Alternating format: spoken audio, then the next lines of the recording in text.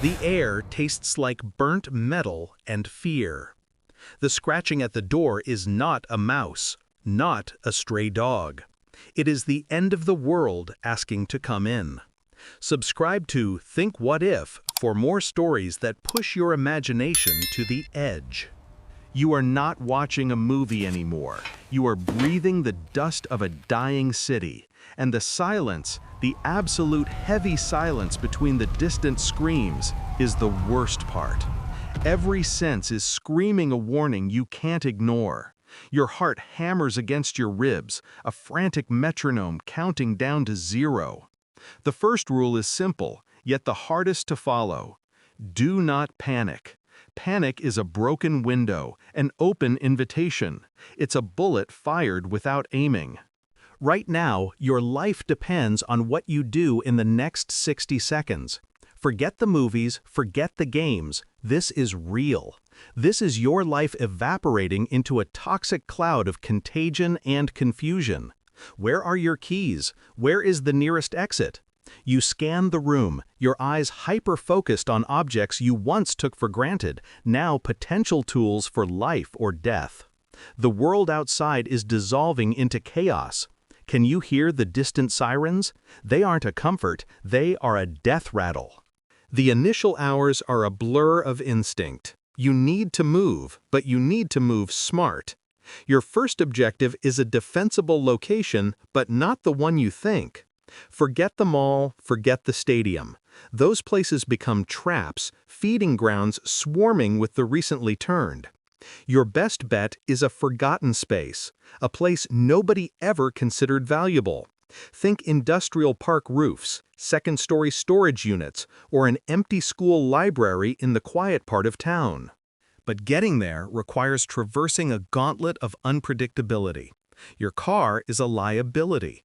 It's loud, it runs out of gas, it marks you. Every sound is a beacon to the hungry.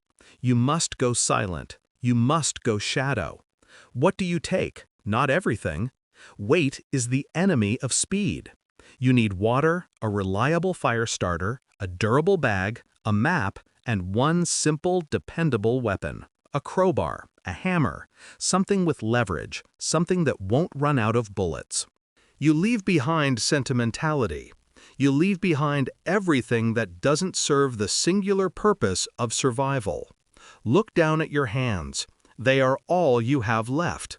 They will either save you or fail you. The first time you see one up close, the reality punches the air from your lungs. The smell.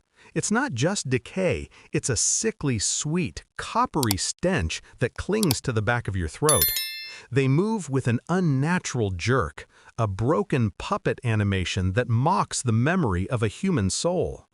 You see the neighbor, the barista, the teacher, and the face is a mask of pure, unthinking hunger.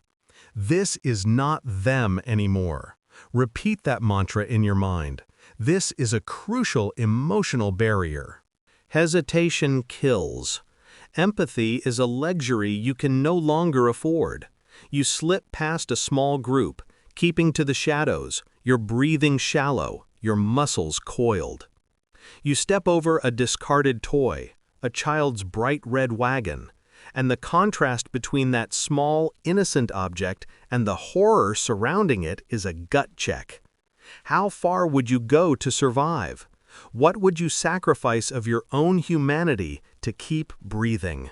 Your immediate goal changes from simple escape to long-term resource acquisition and secrecy. Water is your king.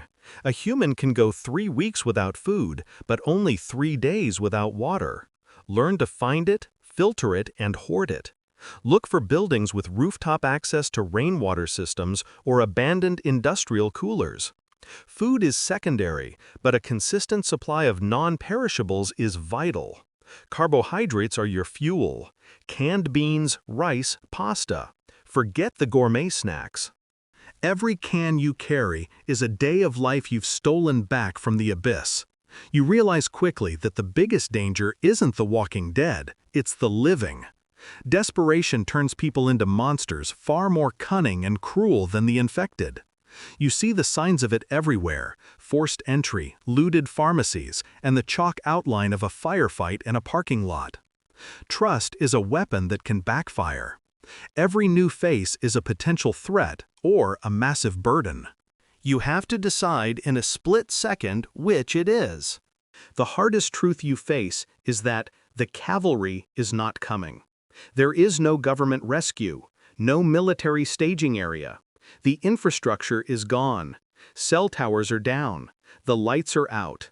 The world you knew is a historical artifact. You are on your own. You realize that your survival now depends on micro-communities. Finding one or two reliable people who share a common goal and complementary skills, a medic, an electrician, a farmer, is better than trying to make it completely alone. But these groups must be small, mobile, and utterly discreet. Every fire you light, every whisper you share, every mistake you make can be broadcast for miles to friends and enemies alike. You find temporary shelter in a large hardware store, a fortress of useful tools, bolts of cloth, and heavy lockable doors. You secure the entrance and take a breath, but the relief is momentary. You know you can't stay. Settling is the first step toward becoming a target. You move under the cover of a massive, cold rainstorm. The water washes away the scent of the dead and muffles your footsteps. You feel the grit of the soaked pavement under your worn boots.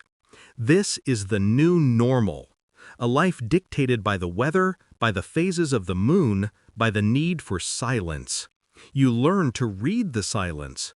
The unnatural, unbroken quiet means there is danger nearby, likely a large, stationary horde. The distant, sporadic groans mean they are wandering, easier to avoid. You must understand the ecology of the horde.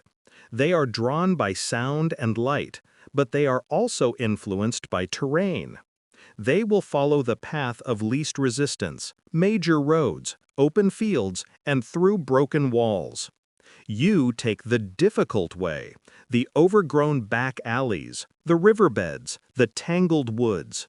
You climb, you crawl, you push through thorns and mud. You look at your face in a shard of broken mirror. You are gaunt, dirt-streaked, and there is a cold fire in your eyes you didn't know you possessed. You survived today. The key to long-term survival is to shift your mindset from avoiding danger to creating distance. You need a true sanctuary, far from the population centers, preferably with natural defenses, a river, a high mountain ridge, or a large isolated island. The journey will be long and arduous, a marathon of pain and caution.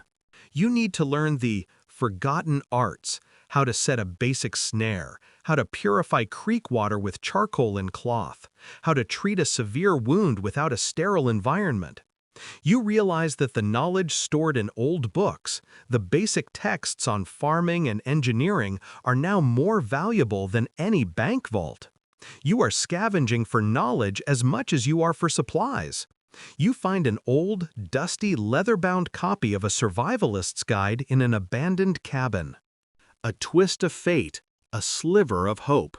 You feel a brief, potent rush of victory. But the sound of a twig snapping nearby brings you instantly back to reality. The danger never truly sleeps. You reach a small, defensible farm on a remote hilltop, abandoned years ago, surrounded by deep woods. This is it, the place to make a stand. The work is backbreaking, fortifying the perimeter, clearing the fields, restoring the well. You find a few survivors here, people who are quiet, hard-working, and share your understanding of the severity of the situation. They have skills you lack. They become your family, a desperate, forged-by-fire unit. You plant a garden, a small patch of potatoes and corn, and the sight of the first green shoots pushing through the dark soil brings a profound, unexpected emotional beat. It is a defiant act. It is a symbol of hope and a promise to the future. You are not just surviving, you are rebuilding. You have taken back a sliver of the old world and made it into something new. But the peace is fragile. The nights are filled with the distant sounds of the wandering dead, a constant, low-level drone of threat. One night, you see a plume of smoke on the horizon. Not from a fire, but a signal. Someone else has survived. Someone else is organized. This is the ultimate test. Do you reach out, risking your sanctuary for the possibility of alliance and trade? Or do you remain hidden, prioritizing safety over community? You remember the cruelty you witnessed in the city. You remember the betrayal. But you also remember the loneliness, the crushing weight of knowing you are one mistake away from extinction. You decide to send a scout, a small, stealthy party with minimal gear, with strict instructions. Observe. Do not engage. You realize that the new world will not be won with bullets, but with intelligence and restraint. The greatest weapon you possess is not your crowbar. It is your ability to think, to plan, to wait. You have transcended the panic. You have embraced the silence. You have become something stronger, something honed by suffering. Years pass. The farm is now a fortress. The fields yield a harvest, and the community has grown, cautiously but steadily. The threat of the infected is now a manageable constant, a force of nature like a blizzard or a drought. You've learned their patterns, their weaknesses. They are no longer the terrifying monsters of the early days. They are a tragic part of the landscape. But the greatest challenge remains the human heart. You deal with scarcity, with internal disputes, with the psychological toll of never truly being safe. You hold a hand of one of your fellow survivors, someone you trust absolutely, and you realize that the cost of life is eternal vigilance. You look out at the sunrise over the fortified walls, and you no longer see ruin. You see resilience. You see a future, a difficult, scarred, but stubbornly breathing future. The silence is still there, but now it is the sound of earned peace, not impending doom. The world ended, but you didn't.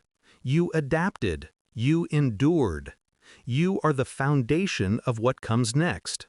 You look at the dark woods, knowing they still hold danger, but you no longer fear the dark.